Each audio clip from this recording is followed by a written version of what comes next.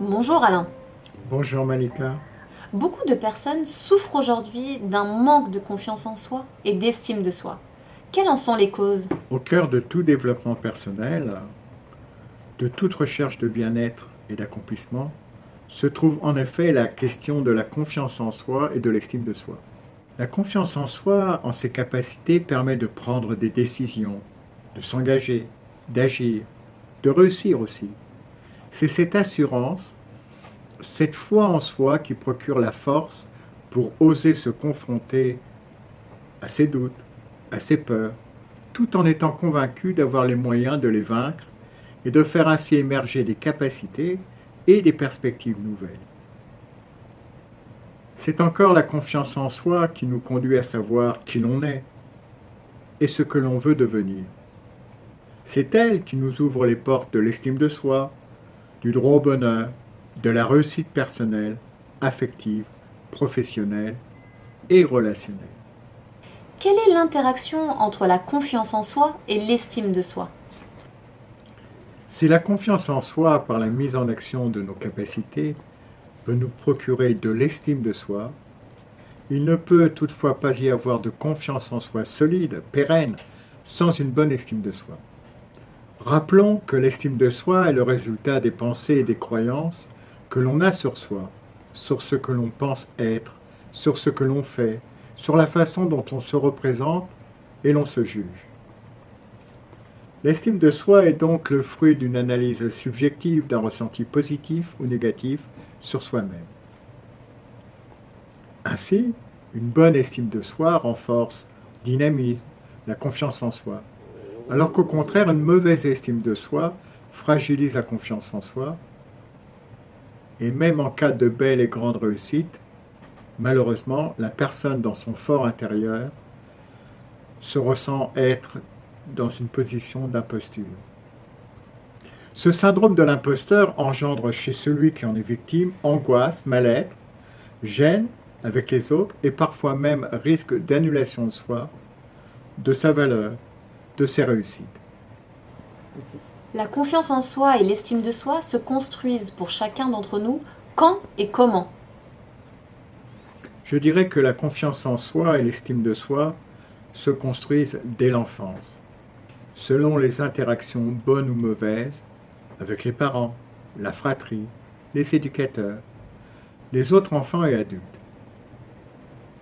La question que l'on doit se poser, c'est: a-t-on vécu dans un environnement où la confiance en soi, en la vie et l'estime de soi étaient déjà présentes, notamment entre les parents et l'ensemble de la famille?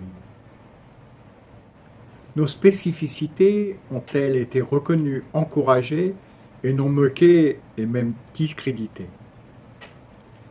A-t-on eu la possibilité de vivre librement notre propre enfance sans participer aux préoccupations des parents et sans être dans la contrainte de répondre à leurs désirs? A-t-on été surévalué ou sous-évalué? A-t-on été aimé, respecté, encouragé, validé?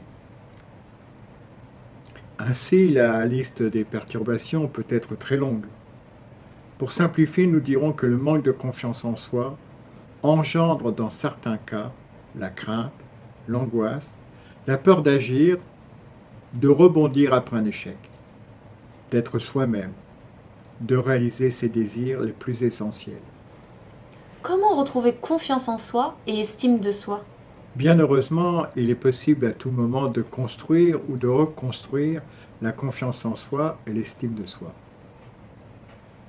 Les solutions les plus souvent proposées consistent à agir en direction d'objectifs vraiment réalisables, de façon à acquérir de satisfaction en satisfaction la confiance et l'estime de soi.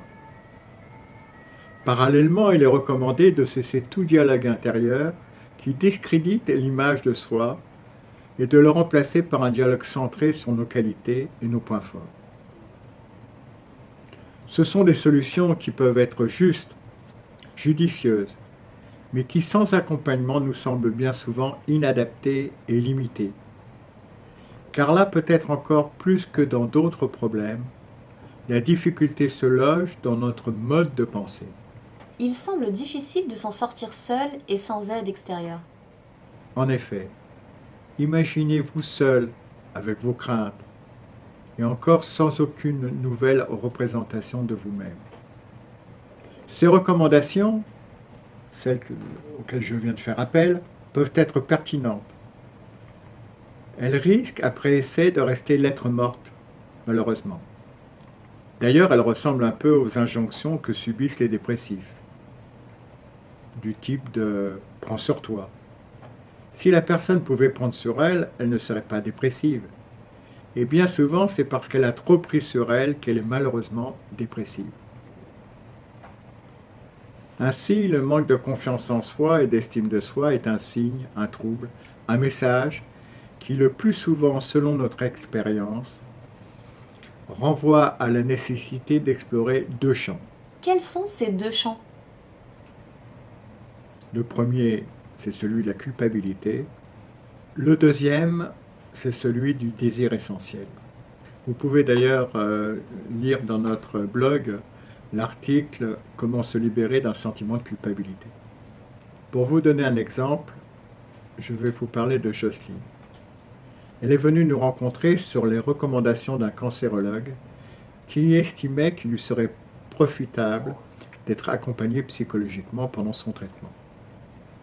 Immédiatement, Jocelyne explique qu'elle est victime depuis des années de nombreux ulcères d'estomac, ce qui a engendré selon elle sa maladie d'aujourd'hui. Au cours de l'entretien, Jocelyne ajoute « De toute façon, ce qui m'arrive ne m'étonne pas. J'ai toujours vécu dans une sorte de haine de moi-même, et cela sans jamais savoir pourquoi.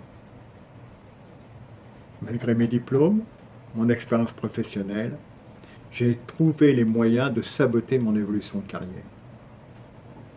Vous le comprenez, je n'ai aucune confiance en moi, ni estime de moi. D'ailleurs, je passe mon temps à me dénigrer. » Ainsi, Jocelyne, en évoquant la haine de soi, nous introduit par opposition à la question de l'amour de soi. D'où provient l'amour de soi? Dans la trilogie Amour de soi, confiance en soi, estime de soi, l'amour de soi est souverain. En effet, l'amour de soi ne dépend ni de la confiance en soi, qui, elle, a besoin d'action, d'engagement, de défis pour renforcer et valider les capacités de réalisation, ni de l'estime de soi qui provient d'un ressenti positif sur soi-même. L'amour de soi, comme l'amour de la mère, doit être inconditionnel. Il permet de s'accepter tel que l'on est, et aussi de reconnaître nos qualités et d'être en paix avec nous-mêmes, en ce qui concerne nos imperfections. Contrairement à certaines erreurs d'éducation, il ne faut pas confondre l'amour de soi avec le narcissisme, l'égoïsme, le nombrilisme, les prétentions. La vie, notre vie, n'est pas un dû, mais un don, dont nous devons être le gardien. L'amour de soi implique donc de ne pas s'annuler, d'être bon pour soi, de respecter nos besoins et nos limites, de savoir dire non, ce qui permet d'être bien avec nous-mêmes et avec les autres. Bien évidemment, cette faculté dépend de l'amour que nous avons reçu dans l'enfance, par nos parents et notre environnement.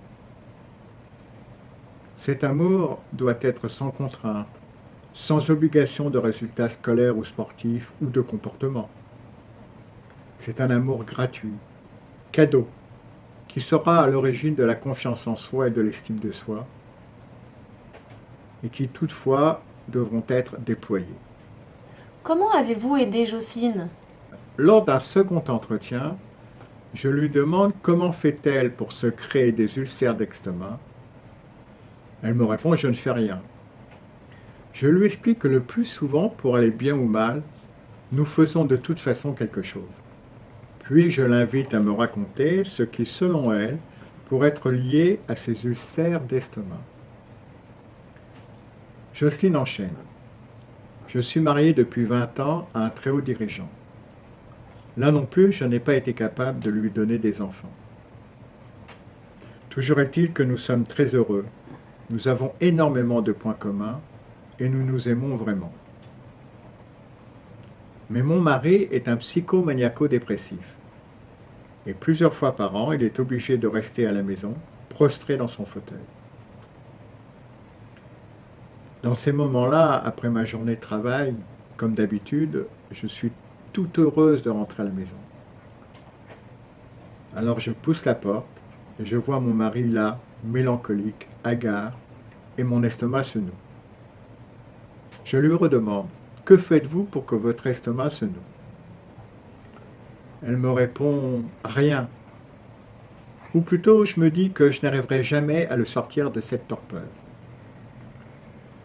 Donc, si en auditif interne, c'est-à-dire en vous parlant intérieurement, vous avez la force, l'énergie de vous créer des ulcères, il ne faut pas arrêter de vous parler, mais bien évidemment, il faut changer le discours. Nous réfléchissons à des paroles autres et nous aboutissons à peu près à ceci. Cela est momentané et ne change rien au fait que nous avons la chance de nous aimer. Les 2 premiers soirs où Jocelyne énonce ce nouveau discours interne, rien ne se passe de révélateur. Mais déjà, les tensions à l'estomac disparaissent. Lors d'un autre entretien, Jocelyne m'explique que le 3e soir, elle a retrouvé un souvenir dont elle ne comprend pas comment toutes ces dernières années, elle a pu l'oublier, je dirais le refouler.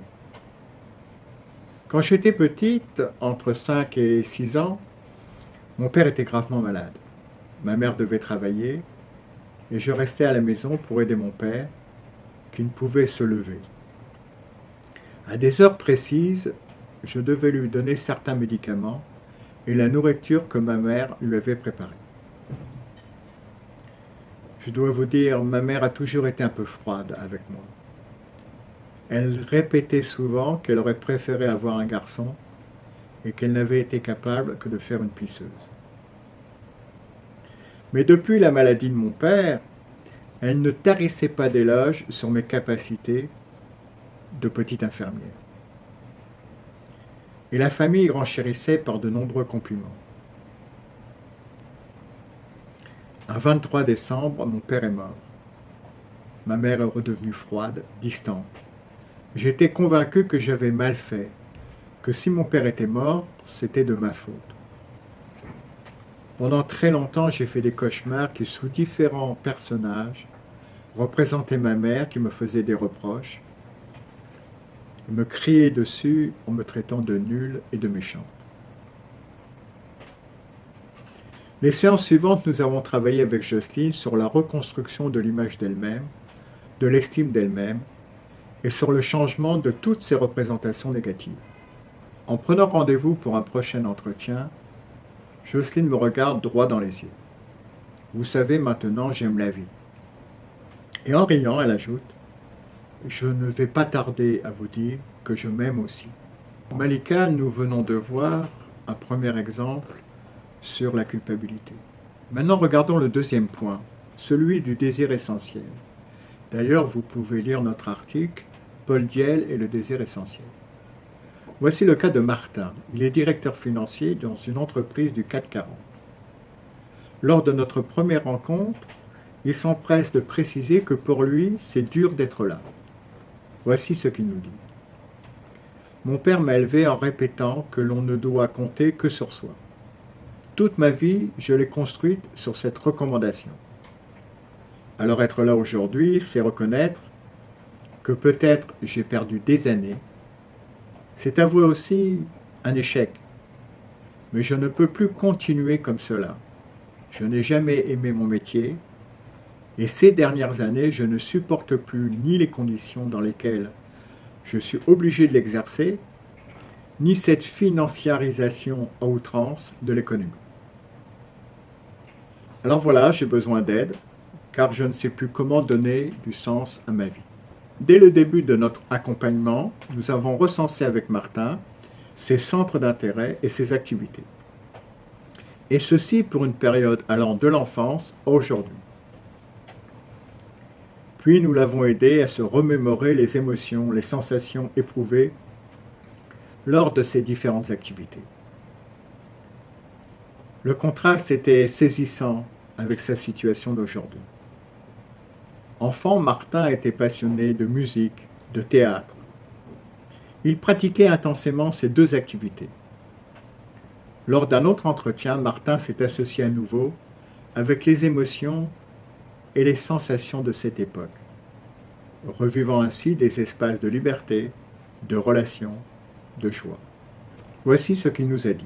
Ce qui comptait pour moi, c'était la relation aux autres. Je voulais devenir éducateur, musicien ou acteur. En fait, j'avais la vocation du bonheur et une formidable confiance en moi. Je lui demande alors comment êtes-vous devenu directeur financier. Plein d'émotions, il me dit « Ma mère est morte l'année de mes 18 ans. Mon père avait à l'époque un poste important dans une grande banque. Il m'a imposé des études que déjà je détestais. Je me suis laissé faire pour ne pas rajouter des contrariétés à son malheur. J'ai obtenu mes diplômes et j'ai de suite eu soi-disant la chance de travailler dans des grands groupes. Au niveau affectif, j'ai épousé une jeune fille. Nous avions fait les mêmes études. Je suis devenu pour mes beaux-parents le gendre idéal. Puis plus tard, le mari probablement pas très idéal. Peu à peu, j'ai perdu ma joie de vivre. J'ai abandonné mes centres d'intérêt et mes activités. Je me suis mis à douter de tout et surtout de moi. De déception en angoisse existentielle, j'ai perdu le goût de vivre. En mobilisant une partie du contenu de notre programme Le pouvoir de choisir, nous avons alors axé la suite de notre accompagnement sur l'orientation vers le désir essentiel décrit par Paul Diel. Puis avec notre aide, Martin s'est recentré sur ce qui maintenant lui a paru essentiel. Il a commencé par faire beaucoup de figuration, ce qui lui a permis de quitter son emploi et de suivre de façon intensive des cours de théâtre. Aujourd'hui, Martin est acteur de cinéma et de théâtre. Nous respectons son anonymat. Quand je lui ai dit que j'allais évoquer son parcours pour un article de notre blog, il m'a répondu « N'oubliez pas de parler de mes retrouvailles avec ma vocation au bonheur. » En fait, derrière le manque de confiance en soi, la dépréciation de soi, se trouve le plus souvent, consciemment ou inconsciemment, le sentiment de culpabilité. Nous avons vu que pour Jocelyne, cela a correspondu au fait de ne pas avoir pu sauver son père. Pour Martin, d'être à côté de lui-même et de sa vie. Ainsi, quel que soit votre choix, thérapie ou coaching, seul un accompagnement qui conduit à se libérer de tout sentiment de culpabilité, afin d'aller vers votre désir essentiel, de réaliser ce qui est réellement important pour vous, peut vous permettre de construire ou de reconstruire votre vie. Eh bien, je vous remercie. À très bientôt, Malika.